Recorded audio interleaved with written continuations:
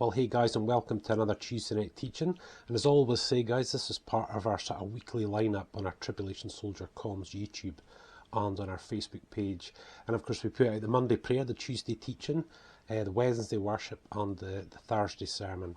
And of course, guys, as I always say again, we've got other channels as well. You know, our Birnie Family YouTube, our Birnie Family Fun YouTube. We've got tons of stuff on there with the kids and motorbike vlogs and Scottish tours and DIY and all that sort of stuff, you know. So as always, guys, we just hope there's a wee something for everyone.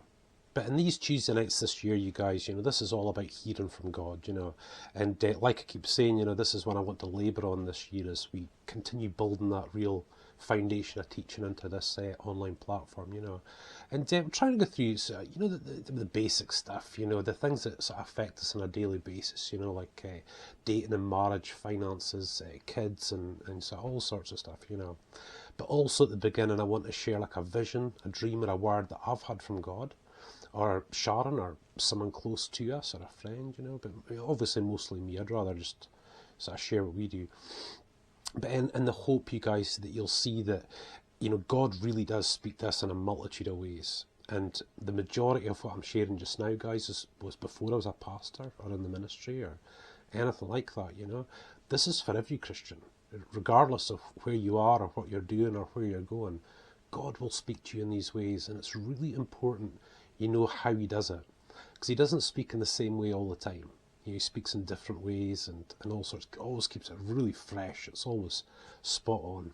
Sometimes it's a dream or a prophetic. It could be a prophetic word, just a message in your heart. You just get this perfect sentence, you know, or he speaks to you through someone else, or a teaching, or, you know, he just does it in so many different ways, you know. And, you know, it takes a little bit of experience to identify which is which. You know, it does say in the word to, you know, believe not every spirit, but test the spirits, you know. Because there's a lot of rubbish out there as well, you know, and we've got to really hone in on, you know, God actually speaking to us, you know. But the one I really wanted to share tonight, which will lead on to our kiddies teaching tonight, was about that whole children's situation that me and Sharon had, you know. And, you know, like I said, you know, we led a really sinful life before. We really messed up our lives. Came to God in 2002 and he transformed everything.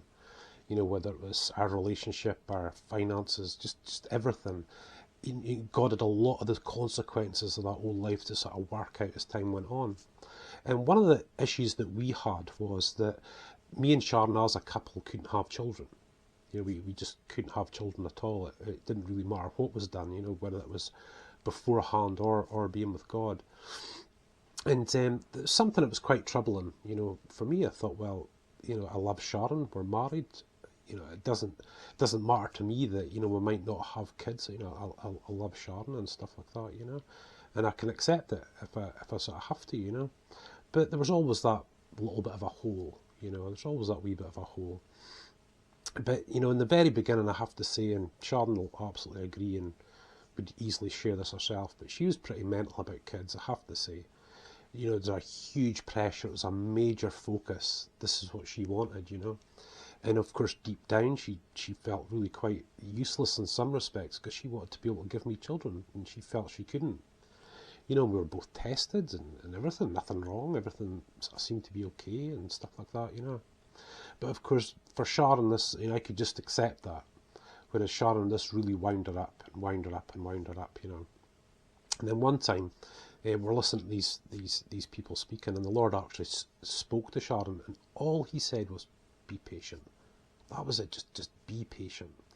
Now guys, the reason I'm pulling this one for us is I want to show you something, and that I could preach and preach and preach and teach and say patient, patient, patient. And Sharon could listen to other people and other people and other people, and she'd probably heard it many, many times. But you see, when God says it, it takes on a whole new light. When God says something like that and you know it's clearly him and he says, be patient, that implies that it will happen. That it will happen, you know. So she got this word and I thought, well, great, you know, we'll just keep trying and, you know, we'll just crack on. We're not going to let it sort of rule us sort of thing, but, you know. So of course with God, you know, sometimes promises come a bit later rather than sooner. And 9 years later, along came Emily, you know. And it really was quite something, guys. And then we got the big bonus after that, and that was David. So God, given that promise, we just thought he might have one kid in mind. Thought, oh, you know, we'd be happy with just one. We got David as well, double, just absolute double, which was absolutely spot on. But that word took 9 years to come to pass, you guys. You know, it took quite some time, and that's often what happens with God. He'll give you a word, and you know, that's how far it will go on. You know, it can last quite a while. It took years for me to be ready for the ministry. It took years before we had kids. You know, it took years to get better after quite a bad illness and stuff like that. That is just how he does things, you know. But that was it.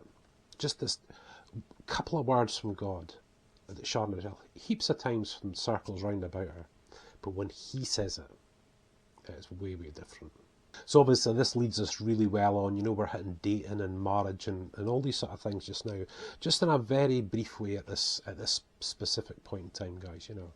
But yeah, I mean, it took 9 years before, you know, Sharon came through and the eyes were streaming and, you know, she was pregnant and, you know, it never really hit me until Emily actually came along, you know. There was just this big bump on Sharon's belly and I just thought, like, this isn't going to be real for me until it happens. So, of course, you know, she comes along, and then a few months later, sort of David comes along, you know. But there was a thing in that, you guys, and I think this is, you know, well worth the teaching, guys, was that Emily came along and David came along at absolutely the right time in our lives. There's no question about it. There was no, you know, when you give your heart to the Lord Jesus Christ and you say, Lord, I want you to direct my life and bring me forward and stuff, well, it's going to be done in his time and in his way, you know, and you really believe that. And if he speaks to you and says, yep, you're going to have kids, boom, you go ahead with that. It's not easy at times, waiting that sort of length of time. It certainly wasn't easy for us, you know, but this was just the way that it was for us. And the key thing that both myself and Sharon saw very clearly and still see was that Sharon had a very unhealthy attitude towards having kids. There was a desperation. It was like her whole life sort of pointed in that direction to having kids. And that wasn't really like it for me. I desired kids, but not in that way. And that was a really, really unhealthy way. And it took God some time to really draw her out of that and make it a peaceful thing, even after the word that she got. And on that respect, I think the timing was perfect. You know, 2012, I think it was absolutely perfect. I think Sharon got over a lot of those feelings that she had and desires she had, you know, over that time. But one of the big things, you guys, was when I fell ill with ulcerative colitis. And I was ill for 4 years. I was off for months at a time, and surgeries and illness and just everything. I mean, I remember going through, it was a drug to suppress your immune system and stuff. I had to stay in the house for like 3 months and things like that, you know. It was just really, really wasn't good. But afterwards, you guys, you know, when you get the promise, you look back and you think, my goodness, I'm so glad it never happened then. You know, that it never happened during that time. And of course, after that 4 years, me and Sharon really had, there's a lot of healing to go on after a season like that. You hear from God and you'd never regret it. You always get these amazing words from God during times like that, you know. But we had a lot of healing to go on, and our sort of gift, one of the gifts after that season was, you know, was my dream becoming real, was you know, getting into the ministry, starting off as the youth and young adults pastor and stuff like that, you know. But even then, you know, me and Sharon had a bit to go. I think after everything we'd been through, we had a bit to go. And when Emily came along, and obviously that kicked on to David, it was perfect timing, guys. You know, when I look back on it now, I'm so glad we never had kids when Sharon still had that unhealthy attitude. I'm so glad we didn't have kids when, you know, when was having that ulcerative colitis time. You know, that healing period took up time and was awesome, but it took time. And the kids just came along at the right time in our lives for us. Having a family sort of gets a bad rap at times, you know. I mean, it can be challenging at times, of course it is, but it doesn't need to be this ball and chain and this nightmare from start to finish, you know. It does not have to be like that at all. And when you follow the Lord and you really go by his word, which I'm going to share tonight, it's amazing how different things can be as a family. You can actually be a family that you never expected yourself, that you're not even accustomed to. I wasn't accustomed to this type of family that God had in mind. Sharon certainly didn't, from her background and some of the things that she went through. But here was this really sort of new thing.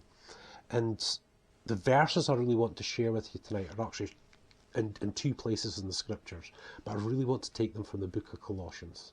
So here we go, you guys, in Colossians. This is actually said elsewhere in the book of Ephesians, but it just says it more fully here, you know. And again, I'm just going to touch the Greek really quickly. We're not going to go on and on and on. But here we go. Husbands, love your wives and be not bitter against them. We'll get to that one other day. Children, obey your parents in all things, for this is well pleasing to the Lord. Fathers, provoke not your children to anger, lest they become discouraged. Listen to what's being said there. We'll get back to that. One or two of those things later on, you guys. Don't worry about that. But children, obey your parents. That's a gimme. You know, we know that's a real God thing, for it's well pleasing to the Lord. But hold on. Fathers, provoke not your children to anger, lest they become discouraged. Fathers. Now, in the Greek, you guys, this is why it's very, very important when we are delving deeply into Scripture that we look at the original. Because that word fathers, you'll see this is the King James Version that I'm using at the moment. The word fathers is actually parents. Parents, provoke not your children to anger, lest they become discouraged. Now, in the word, guys, you know, there's many, many different areas of Scripture, you know, you can look up for child rearing and various things. And you know the big Old Testament ones like spare not your rod and all these things, you know. We're not going to focus heavily on that. But in reality, in the New Testament, child rearing and that family thing's not actually mentioned all that often in a lot of respects, you know, and you'd think it would be. You know, we're all people, the majority of us will have children, you know, there's a minority that won't for whatever reason and things. So you'd hope that there's some real teaching in there for being a parent, you know, for moving forward as a parent. But I want to show you from God's Word how you take a small group of verses like that, and you could preach on this, and I can assure you, you could preach on this for the next 4 months, 4 to 6 months, just on these verses alone. So the advice is given by a parent. Parents, provoke not your children to anger, lest they become discouraged. You think about it, provoke them not to anger. And then all of a sudden, what you really do in that specific situation, you really look to God and you say, well, what instances are there that we would provoke our children to feel angry? And you find out, guys, when you really look into it and you really study into it. I mean, I really need to go over it again in some areas to get it nice and clear again. But there's many different ways. What about humiliation? Humiliating your kid. 4 or 5 years old or 8 years old, they've done something embarrassing in public and you don't sort of step behind them, be there and stuff like that. What about being witty, sarcastic, you know? And what about withholding things from them? Your love, gifts, your time, giving them freedom. Guys, all these things mount up to make an individual feel angry. And you know yourself, you get angry, you feel discouraged. Your anger comes from that, you feel discouraged. And when this is happening on a regular basis to a child, they're going to get angrier and angrier and angrier, and they don't know why. They have no idea why. Deep down, they have no idea. They're just angry. And I work with youth for a long time, you guys. You know something, the core thing, that sometimes the only thing you need to know with those kids were angry.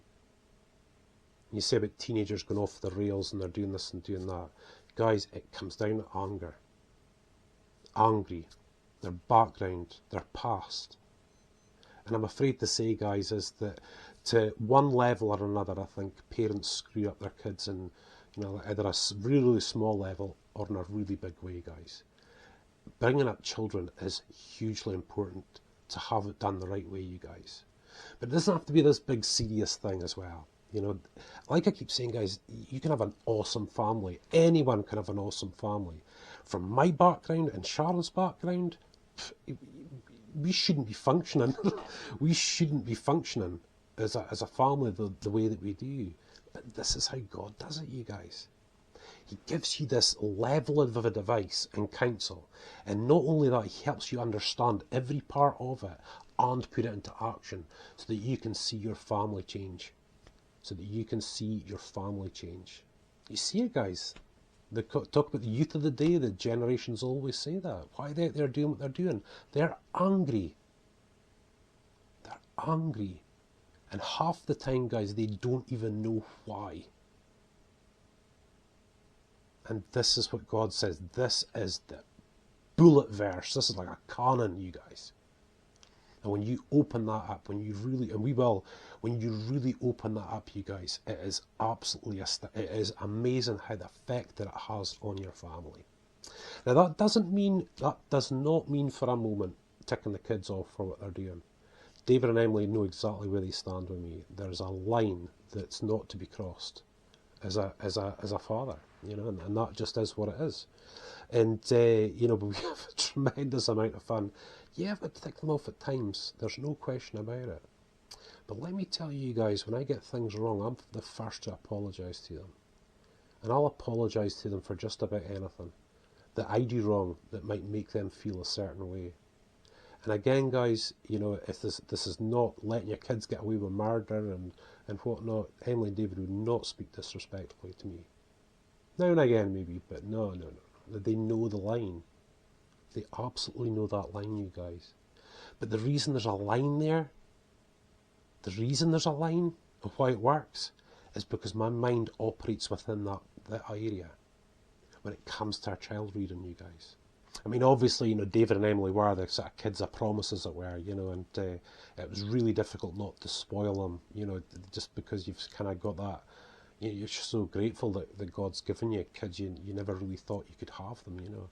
But guys, you know, I keep saying it. This doesn't have to be a nightmare. In this, I mean, I always thought, and it's just an old saying, and it's absolutely true that, you know, the worst outcome of sex is kids. that's what I was taught, you know, and you know, for some people living in that family unit and things changing it can be too much for them. But it does not have to be that way. It doesn't have to be that way at all. Your life is not over. Yes, your priorities change, guys, but your life isn't over. And God can give you that really awesome family. Of course you go through stuff. Of course there's issues to sort out. Of course. But guys, the baseline, the foundation is solid. And this is what God provides a family, you guys. He provides that solid foundation, you know. Yeah, so just to tell you a little story while we're on this about, you know, because, you know, obviously we waited quite a long time for kids, and Emily, you know, obviously Sharon was pregnant with Emily first, you know, and it didn't matter how big Sharon got, it just wasn't real. You know, I was saying to Sharon, you know, I'm going to have to see her. I'm going to have to see her when she comes out, sort of thing, you know, and I can always remember seeing her face for the first time. And those of you that have watched birth, it's not a pretty sight as such, but see, when I saw that face, oh my goodness me, that was it. And people say it to you that they can't explain what it feels like when you first see your kiddie and stuff like that, but boy, it was just really something. And what they did in our hospital was, I don't know where they do it elsewhere, but as the bloke, you know, they were working on Sharon and getting her all sorted out, and I had Emily, they make you take your top off. And they put babies, so you're skin to skin, and you cover them up nice and cosy and stuff like that. And Emily, I just had her there, and she was going like this. She was looking for milk already, you know. And I was just overcome with this huge sense of responsibility. And I think it was a major change in my life. And looking at her, I'm not a particularly violent guy. I never really have been, you know. But boy, oh boy, I thought if anybody hurt this, I would kill them. I would absolutely kill them if they hurt my kid. Just in that moment, you know. Just this huge wave of protection over my wee one, you know. And of course, things changed with Sharon as well. She's now the mother of my kids. Things have changed again, you know. So of course, you know, a few months later, you know, it hit me really quite hard. You know, I have to say it was a real opener for me. And I had this kind of moment, again, I'm rambling on, but I had this moment where we're in hospital, you know, that 3 days, Sharon was in with Emily, and she was lying, and she was all, you know, they wrapped them up really tight while they're sleeping and stuff like that. And she started choking. Emily started choking, you know. And I shouted for the nurse. I really started to panic. Normally in these situations, I'm cool as a cucumber, but I don't really get hugely flustered. But this is my baby, and I started freaking out. And Sharon and I are saying, oh, it's okay, it's just, this is natural after baby being inside, and she's just getting rid of this and that. That had a huge effect on me, guys. For about 2 or 3 weeks after that, I just could barely sleep every time she moved, It really was quite something. But, obviously as the weeks and months rolled on, it was just awesome having Emily, and she's always been awesome. And then along comes David. Boy, oh boy, we thought we had the promise from God with Emily, and then he's got this surprise, and yet again, he does it his way. You're just looking for one kid, and boy, he gives you two, and I got my baby boy, my baby boy, my baby girl, and it really has been something, guys. And I think you guys, that, when it is in the Christian context, of course there's a lot of happy families out there that don't necessarily believe and stuff like that, but when you do it God's way, when you really, really do it God's way, it really is quite something. And we had loads of things like Daddy and Emily time and Daddy and David time and stuff like that, where I was out working, obviously, I come home for supper, and I'd spend an hour or a half hour each night with the kids by myself at the stairs, and just playing around and all sorts of tons of videos. I'll share them and stuff, But it was an amazing time, guys. And Emily's been around now for 8 years. David's just about 7 years old, and it's better than ever. There's no question about it, guys. It really is something. And let me assure you today, when I was back in my 20s and stuff, I did not want this. I could not see how anybody would want this. The screaming kids and other sort of stuff, Man, oh man, you guys, there's so much in it. When you move forward and you go for the kids and you go for that family, God has got so much he can teach you. And again, guys, I'll share tons of teaching about this. But as I always say, you've got to take it for yourself, guys. And if you want your children to grow up reasonably happy, they're still going to face challenges and difficulties. That's all part of life. You follow God's advice. You follow God as a father, as a mother, the way that he expects us to. And guys, that you'll see it in the book of Hebrews about God chastising his children. That God's got to not spare his rod with us, remember. And he treats us like his children and stuff like that. And there's times you get chastised and you get rebuked by God. God can really show you that it's not that he's displeased, he's just showing you that you're on the wrong path, and he needs to correct your way. And you allow that. He's your great father. You allow that. You give him that respect. But I can assure you guys, through everything I've been through, and we've been through some major surgeries and church splits and and all sorts of different things in the past. I have never been as rebuked, as hard by the Lord, or chastised by him. That's him getting on to me if I get it wrong with him. He is right in there. And guys, let me assure you today, when you look in the Word and you really look towards kids and stuff, God takes a very, very dim view of parents not treating their children in the way that they should. I can assure you. I've seen many, many people and Christians buying self-help books about how to get blessed by God and stuff like that, when it's right there. Actually, Jesus said he'd put a millstone around your neck, give you that weight. And I feel that weight if I'm not quite measuring up, you guys, And I measure up, I try to measure up, guys, because I love the Lord and I adore my kids. There's no obedience in it. There's no this, that, or the next thing. And it's so good to feel that from God. You feel you're a son. He is pushing you in the right direction, wherever that may be. But I have never been chastised as harshly from God as to when I get it wrong with David and Emily. So guys, I'm really hoping I'm sort of building up this picture. I mean, the only way you could see us as a family is on our Birnie Family YouTube and Instagram and all that sort of stuff, and this teaching could go on and on and on, But guys, it really is something, and I'm amazed. I'm really amazed. Even sitting here today, it still amazes me that this life could make me happy and satisfied. But boy, oh boy, it's just like nothing else, and it can be like nothing else, guys, It's never too late. It's most certainly never too late. We get to start from scratch with David and Emily, but it is never ever too late. You can turn things around. If you've got younger kids or early teens or late teens or whatever, and it's lots and lots of struggles, guys, just look at why they're angry. Why are they angry? What's happened? You know? And guys, I will preach and preach and preach about this stuff. I really will, if that's the kind of teaching you want to hear, you know, because this is hugely important, guys. So one last point when it comes to this parenthood part, you guys, and this is very important, especially in the families and stuff. You find that when a Christian couple, for example, really go for it with this type of teaching, sometimes they struggle.